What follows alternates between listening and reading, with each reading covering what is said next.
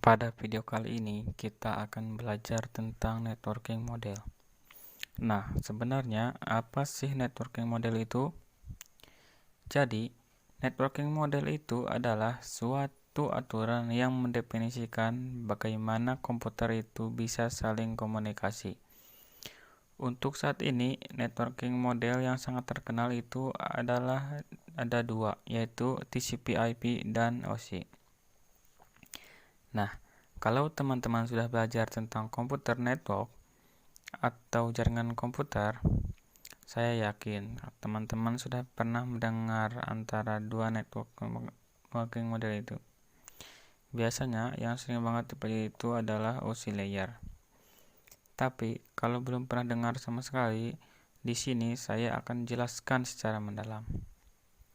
Jadi, sekali lagi fungsi dari networking model itu adalah suatu aturan yang mendefinisikan komputer agar bisa saling komunikasi dengan komputer yang lain. Ini adalah apa yang terjadi jika open networking model belum ada. Jadi, sebelum TCP/IP dan OSI layer itu lahir, ini yang terjadi, yaitu setiap vendor dia memiliki networking model masing-masing. Contohnya, pada tahun 1974, IBM membuat networking model miliknya, yaitu System Network Architecture atau SNA, dan vendor lain juga membuat networking model milik sendiri. Jika di suatu jaringan itu terdiri dari beberapa vendor, kita memiliki IBM,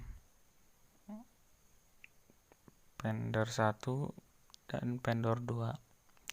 Nah, jika jaringan komputer terdiri dari beberapa vendor seperti ini, maka kita akan kesulitan untuk menghubungkan antar vendor ini.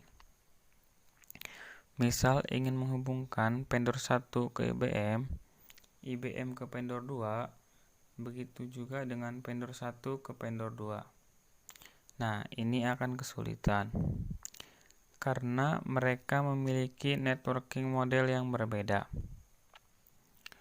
Contohnya, IBM, yaitu SNA. Kemudian vendor 1 misal A.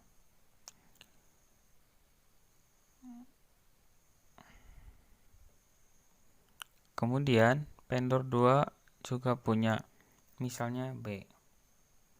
Nah, karena setiap vendor ini memiliki networking yang berbeda, maka komunikasi antar vendor ini sulit untuk dilakukan.